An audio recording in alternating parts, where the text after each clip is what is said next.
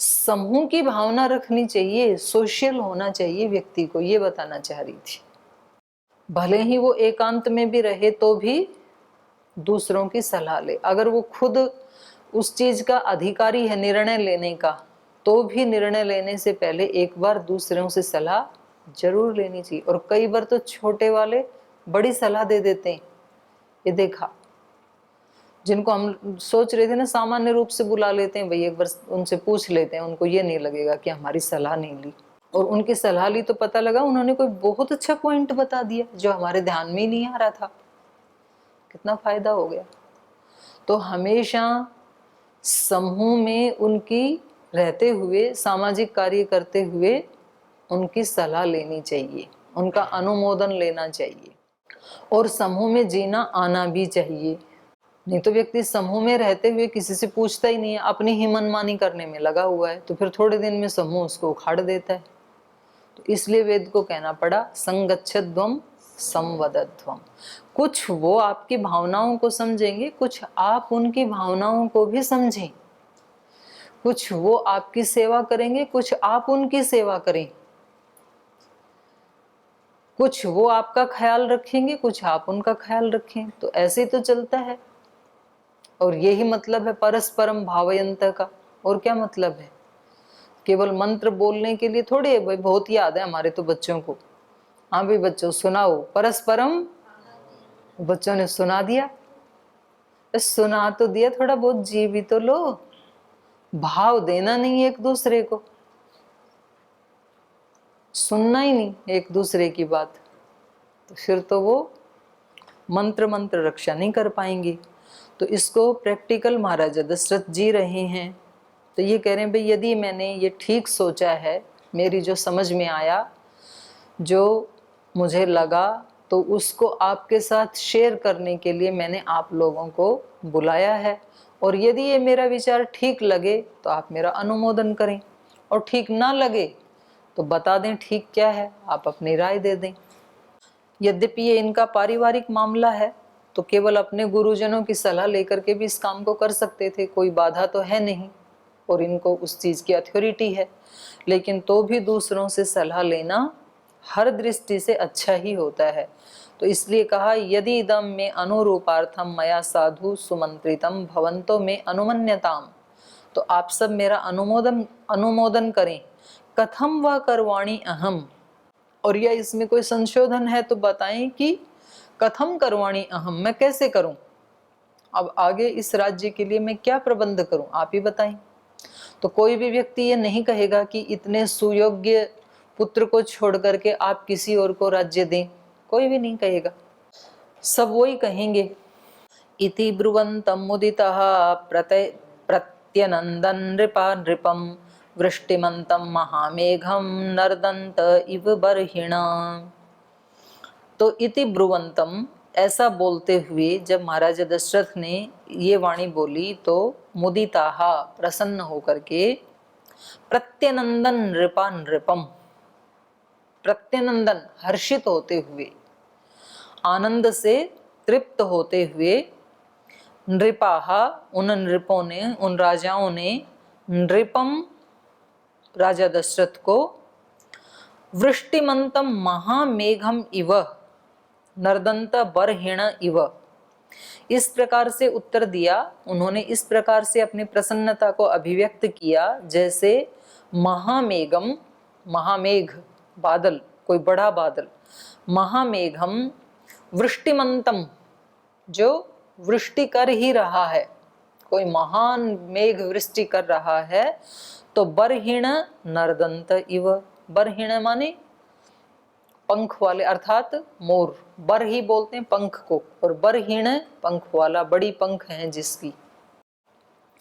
तो जैसे बहुत बड़े बादल को जो अभी बारिश करने वाला है, वृष्टिमान है जो, वृष्टिमंतम महामेघम, जैसे महान काले मेघ को देख करके मयूर जैसे नरदंतः नाचने लगता है, अपनी प्रसन्नता अभिव्यक्त करता है, वो वृष्टि हो रही है तो ऐसे ही महाराजा दशरथ क्या हैं, महामेघ के समान वृष्टि करने वाले हैं। अर्थात इतना सुयोग्य राजा इस अयोध्या को दे रहे हैं, और अयोध्या को क्या दे रहे हैं, पूरी पृथ्वी ही उससे लाभान्वित होने वाली है। केवल भारत ही नहीं, ऐसे जो महामानव तैयार होते हैं तो वो सारी सृष्टि के होते हैं, वो किसी एक देश के नहीं होते हैं महापुरुष।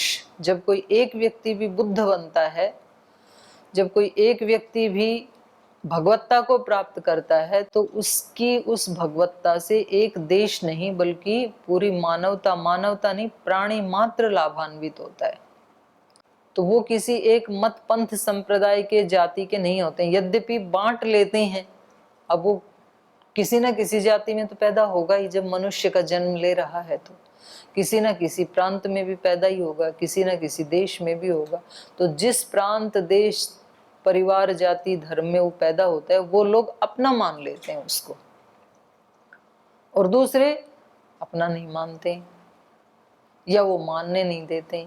ये दुर्भाग्य होता है। लेकिन ऐसे जो महामानव आते हैं वो पूरी सृष्टि के होते हैं, प्राणी मात्र के होते हैं। गुरु नानक देव जी किनके, अब कुछ लोगों ने मान ले वो तो हमारे हैं, लेकिन वो किसी एक मत पंथ संप्रदाय के नहीं है, किसी एक प्रांत के नहीं हैं, बल्कि वो पूरी प्राणी मात्र के लिए, मानवता के लिए भी नहीं है, केवल पूरी सृष्टि के लिए होते हैं, क्योंकि वो तो साक्षात भगवान के प्रतिनिधि ही होते हैं। तो चाहे वो भगवान महावीर हैं, बुद्ध हैं, गुरु नानक देव जी हैं, ऋषि दयानंद हैं, तो ऐसे ऐसे श्री राम हैं, कृष्ण हैं, तो ये सबके होते हैं। तो सब राजा बहुत खुश हुए, भाई आपने इतने सुअवसर के ऊपर हमें याद किया, ये तो हमारा सौभाग्य है। आप हमें नहीं बुलाते यदि, तो हम तो इसको देख ही नहीं पाते इतने सुंदर अवसर को। तो हम तो क्या सलाह देंगे, हम तो इसको सुन के अत्यंत हर्षित हैं।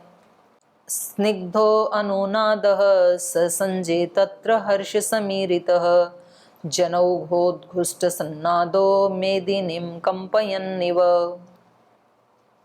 तो स्निग्धः अनुनादः सजज्ञे, संजज्ञे, संजज्ञे तत्र हर्ष समीरित, तत्र हर्ष समीरित। उस समय वहाँ जो राजा उपस्थित थे, उन्होंने हर्ष समीरित, प्रसन्न होकर, हर्ष से पूर्णतया भर करके, हर्ष समीरित, हर्ष से परिपूर्ण होकर के, संजज्ञे स्निग्धो अनुनादः, स्निग्धो अनुनादः, स्निग्ध होकर के माने जैसे सिंचित से होकर के उन्होंने क्या कहा, बहुत अच्छा है ये। जन उद्घोष, जनउद्घुष्ट सन्नादो, बोले ये तो बहुत ही अच्छा है। और वो जो जनों का उद्घोष था वो कैसा था, मेदिनीम कंपयन्निव, जैसे धरती ही कांप जाएगी। जैसे कई बार, जैसे मानो महाराज जी कोई बहुत बड़ा अनाउंस करते हैं, तो वहां पर जो बैठे लोग हैं वो अपने प्रसन्नता को अभिव्यक्त करने के लिए जोर से नारा लगाते हैं, भारत माता की जय। तो वो इतनी जोर से बोलते हैं कि पूरा वो भवन ही कंपायमान होने लगता है। फिर तो वो अपनी प्रसन्नता अभिव्यक्त करते हैं। या कभी कभी कोई व्यक्ति जैसे कोई प्रवचन आदि दे रहा है और वो कोई ऐसी बात बोलता है जो श्रोताओं को बहुत अच्छी लगती है, तो फिर क्या करते हैं, वो ताली बजाते हैं। तो वो इतनी जोर से कई बार तालियां बजती हैं, कई बार तो कहना पड़ता है या बड़े आदमी को बजाना पड़ता है, फिर उसके पीछे पीछे दो चार और बजा देते हैं, दो चार ऐसे ही बैठे रहते हैं। और कभी ऐसा होता है कि कोई बात सबको ही अच्छी लगती है तो किसी को बताना नहीं पड़ता है फिर, और इतनी जोर से तालियों की गड़गड़ाहट होती है कि भवन ही जैसे गूंजने लगता है। जैसे स्वामी विवेकानंद जी ने वहां जाके जब संबोधन किया तो किसी ने बताया थोड़ी था ताली बजाओ, क्योंकि वो बात उन लोगों के हार्ट को छू गई, क्योंकि आज तक उनको कभी किसी ने भाई बहन कह के संबोधन किया ही नहीं, वो जानते ही नहीं, तो सब ऐसे ही बोल रहे थे। एक व्यक्ति ने जाकर के अपने हृदय के भावों को मतलब अपनाते हुए उनको भाई बहन कहा, बस इतना ही। तो वो तालियों की जो गड़गड़ाहट है वो कितनी देर गूंजती रही भवन में, 1.5 से 2 मिनट होती रही वो गड़गड़ाहट, और उसको आज तक याद किया जाता है। तो ऐसे जब महाराजा दशरथ ने ये घोषणा की तो ये सब के सब लोग बहुत प्रसन्न हो गए। तत्र हर्ष समीरितः स्निग्धो अनुनादः, अनुनाद किया उन्होंने, गुंजायमान कर दिया अपनी प्रसन्नता से। और उन्होंने क्या कहा, संजज्ञे, आपने बहुत सुंदर निर्णय लिया है ये। तो उनका जो उद्घोष था उससे सन्नाद, नादित होता हुआ वो भवन ऐसा लग रहा था जैसे कि मेदिनीम कंपयन, धरती जैसे कांप जाएगी। ब्राह्मणा जन मुख्याश्च पौरजानपदैः सह समेत्य ते मंत्रयित्वा चुचुर्दशरथं नृपम्।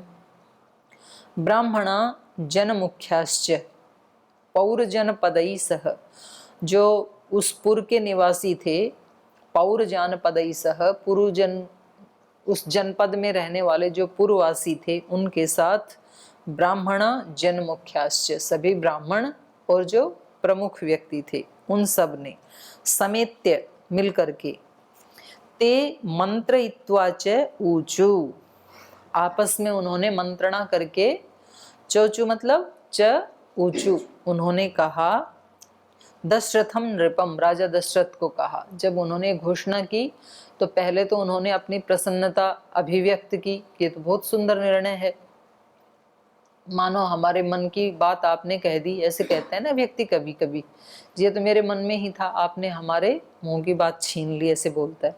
तो उन सभी जो जनमुख्य थे, मुख्य व्यक्ति थे, जो वहाँ पर ब्राह्मण लोग थे, सन्यासी थे, ऋषि थे, वो सब, और जो जानपदई ही पौर, जो पूर्ववासी थे, उन सब के साथ मिलकर के मंत्रयित्वा, मंत्रणा करके, और उन सब ने मिलकर के दशरथम नृपम च ऊचु, महाराजा दशरथ से उन्होंने इस प्रकार कहा। उन्होंने पूछा ना कि भाई आपका अनुमोदन है, आपका क्या कहना है, तो इन सब ने मिलके कहा, अनेक वर्ष वयसो वृद्ध स्वमसि पार्थिव स रामम युवराजानम अभिसिंचस्व पार्थिवम।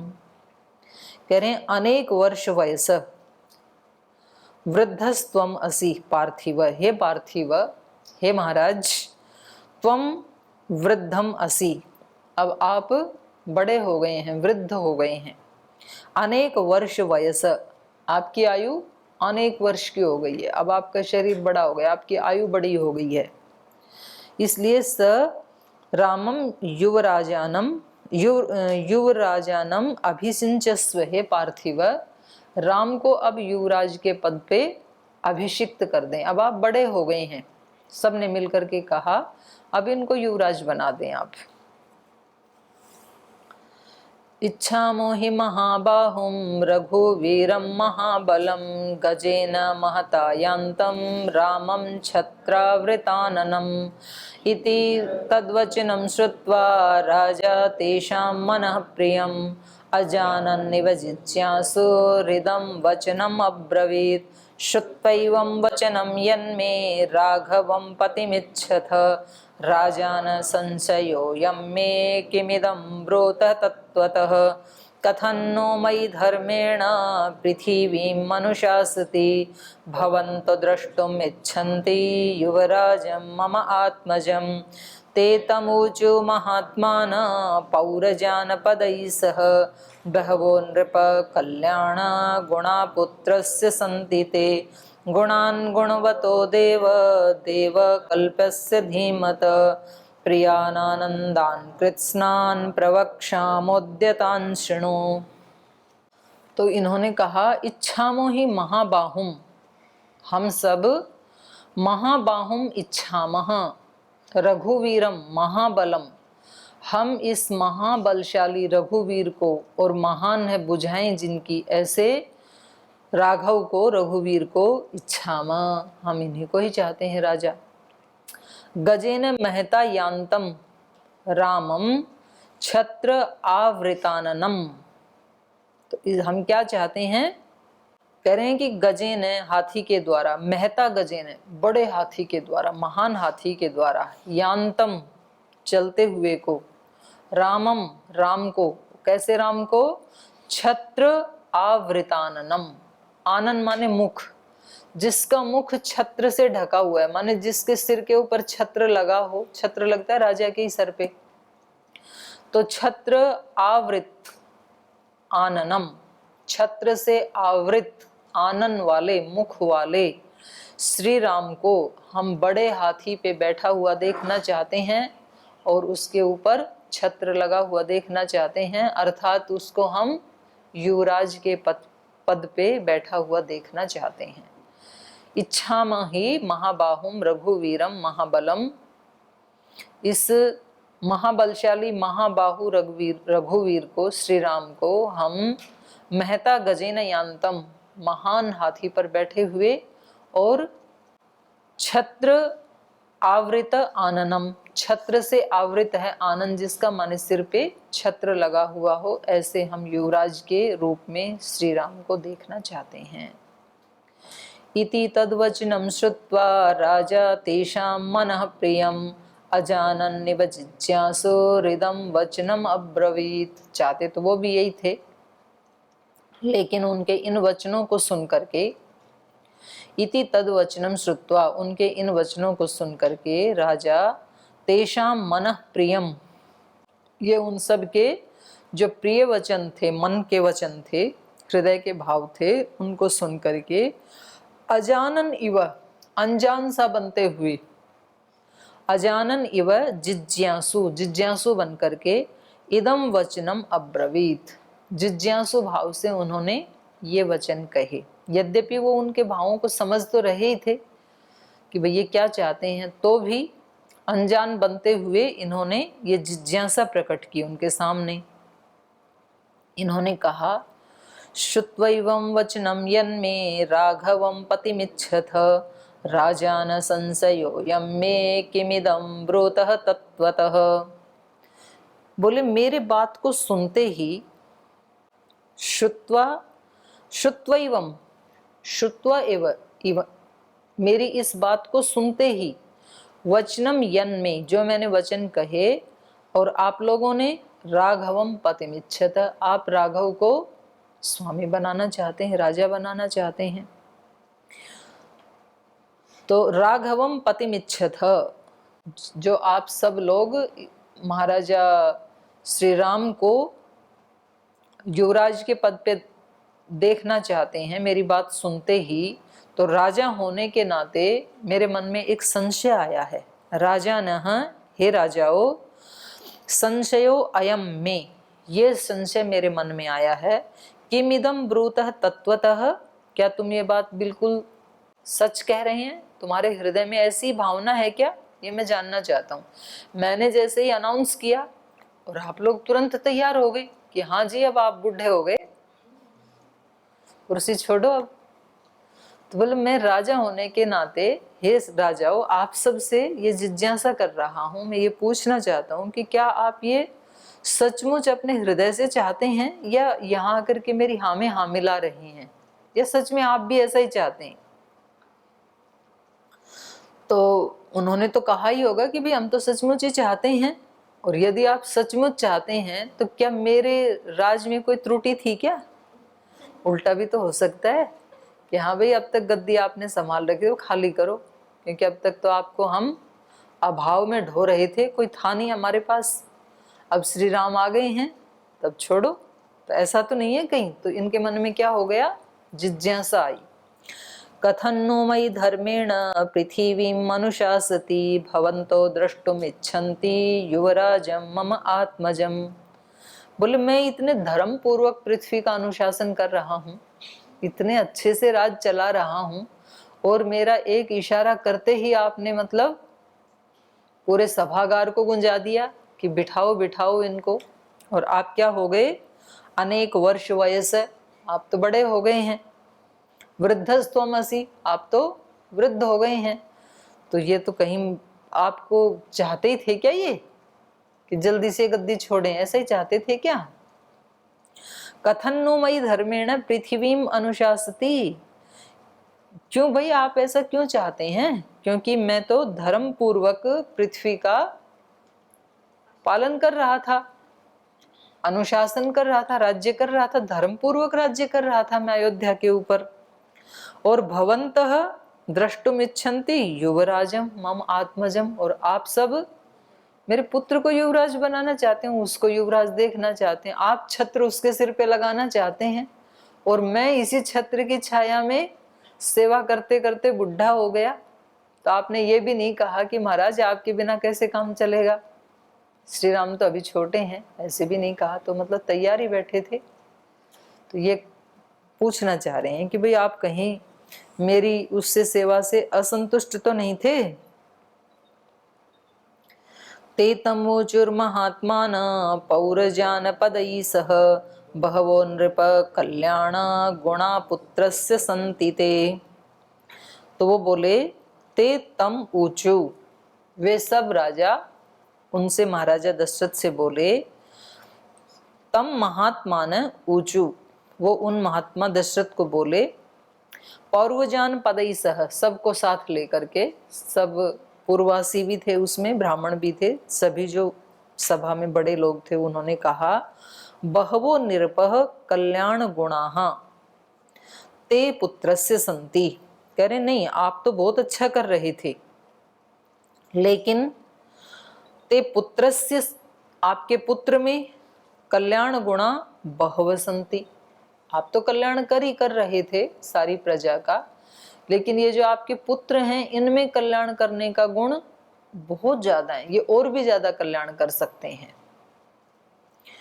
तो आपके ऊपर कोई आक्षेप नहीं है, आप भी अच्छा कर रहे थे, पर आपसे भी ज्यादा, क्योंकि ये तो साक्षात ब्रह्म के अवतार हैं, इन्होंने अपने गुणों को और ज्यादा बढ़ाया है। गुणान गुणवतो देव देवकल्पस्य धीमतः प्रियानंदान कृत्स्नान प्रवक्ष्याम्यद्यतान् शृणु। गुणान गुणवतो देव, ये कैसे हैं? गुणवतः देवः गुणान देवकल्पस्य, ये जो श्री राम हैं इनमें जो दिव्य गुण है वो कैसे हैं? देवकल्प, देवताओं के समान है ये। देवकल्पस्य धीमतः, बड़ा धीमान है आपका पुत्र, बुद्धिमान है, और इसके जो गुण हैं वो मनुष्यों से मेल नहीं खाते। इनके गुण किससे मेल खाते हैं? देवताओं से। तो लगता है कोई देवों से उतर करके आया है। तो ऐसे होता है ना, कभी कभी कभी कभी कोई मनुष्य के रूप में होता है, लेकिन उनके गुण कर्म स्वभाव देवताओं से मेल खाते हैं। कभी कोई होता तो मनुष्य शरीर में है, लेकिन उसके गुण कर्म स्वभाव असुरों से मेल खाते हैं। तो कभी किसी के पशुओं से मेल खाते हैं कि भाई ये, उसको देख के ये लगे कि ये मनुष्य है कि पशु से भी गया बीता। तो ऐसे श्री राम के जो गुण हैं वो कैसे हैं? देवकल्पस्य। गुणान गुणवतो देवकल्पस्य धीमतः प्रिय आनंदान प्रियान आनंदान कृत्स्नान प्रवक्ष्यामः। तो किस लिए ये हमें अच्छे लगते हैं? इनके कौन से प्रिय गुण हैं?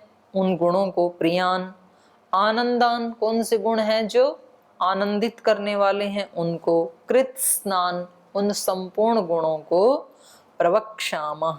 अद्य, आज हम आपको बताते हैं कि हमने क्यों कहा श्री राम को युवराज बनाने के लिए एकदम से हमने क्यों सहमति दी उनको। अद्य प्रवक्ष्यामः, हम आज बताते हैं, तान शृणु, आप उनको सुनिए। तो जब कोई अपने बच्चे के गुणों को कोई दूसरा बताता है, सुनने में बड़ा आनंद आता है माता पिता को। खुद तो पता होता ही है उनको अपने बच्चों में क्या क्या खूबियां हैं, पर कोई दूसरा बताए तो उनको और अच्छा लगता है। गुरुजनों को पता लगता ही है अपने शिष्यों में किस में कितने गुण हैं, किसके क्या दोष हैं, तो सबको पता ही होता ही है। लेकिन फिर भी कोई बाहर का व्यक्ति आकर के गुणों का बखान करे तो गुरु को बहुत अच्छा लगता है, उनके शिष्यों का कोई गुणों का बखान करे तो ऐसे महाराजा दशरथ को बहुत अच्छा लग रहा है। तो अब ये उनके गुणों का बखान कर रहे हैं जो आने वाले हैं वो। दिव्यैर्गुणैः शक्रसमो राम सत्य पराक्रमः इक्ष्वाकुभ्योऽपि सर्वेभ्यो ह्यतिरिक्तो विशाम्पते। राम सत्यपुरुषो लोके सत्यधर्मपरायणः साक्षात् रामाद्विनिवृत्तो धर्मश्चापि श्रिया सह। प्रजासुखत्वे चन्द्रस्य वसुधायाः क्षमा गुणैः बुद्ध्या बृहस्पतिस्तुल्योर्वीर्ये साक्षात् शचीपतेः। धर्मज्ञ सत्यसन्धश्च शीलवान् अनसूयकः क्षान्त शान्तयित्वाश्लक्ष्णः कृतज्ञो विजितेन्द्रियः। व्यसनेषु मनुष्याणां भृशं भवति दुःखितः उत्सवेषु च सर्वेषु पितेव परितुष्यति। सत्यवादी महेश्वासो वृद्धः सेवी जितेन्द्रियः स्मितपूर्वाभिभाषी च धर्मं सर्वात्मनाश्रितः। नास्य क्रोध प्रसादस्य निरर्थोऽस्ति कदाचन हन्तेव नियमाद्बध्यान्नबद्धेन च कुप्यति। तो ये उनके गुणों को बता रहे हैं। दिव्यैर गुणैः शक्र समो रामः, दिव्य गुणों में किसके समान है? शक्र, इंद्र के समान। शक्र समय राम है, शक्र माने इंद्र। सत्य पराक्रम, इनका पराक्रम कैसा है? सत्य पराक्रम है इनका। इक्ष्वाकुभ्यो अपि सर्वेभ्यः ही अतिरिक्त, और जितने भी आज तक इक्ष्वाकु कुल में पैदा हुए हैं उन सब में ही निश्चित रूप से अतिरिक्त सर्वेभ्य विशाम्पते है। विशाम्पते माने राजा, जितने भी राजा हुए हैं उन सब से श्री राम एक अलग ही हैं, अद्वितीय हैं, ये सबसे न्यारे हैं, सबसे प्यारे हैं। तो ये पूरा इनके गुणों का आगे वर्णन चलेगा, तो इनको हम कल पढ़ेंगे। आज यही विराम लेते हैं।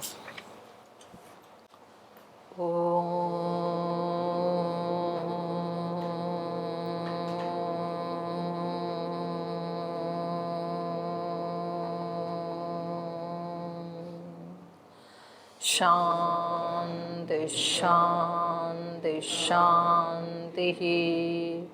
श्री गुरुभ्यो नमः। हरि के नाते से सब नाते, इससे सभी सुहाते। हरि के नाते से सब नाते, इससे सभी सुहाते। किससे बैर करेंगे प्यारे, विविध रूप धर आते। किससे बैर करेंगे प्यारे, विविध रूप धर आते। स्वार्थ बिना जो सबकी सेवा करते नहीं आघाते। स्वार्थ बिना जो सबकी सेवा करते नहीं आघाते। पर दुख दुख में वो जन हरि को भाते। पर दुख दुखी सुखी पर सुख में वो जन हरि को भाते।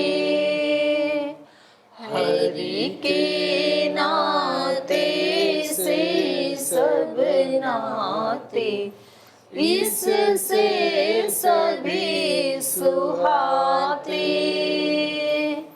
किससे वैर करेंगे प्यारे, विविध रूप धर आते।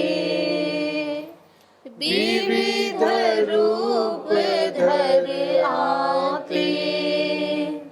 विविध रूप धर आते। ओम श्री गुरुभ्यो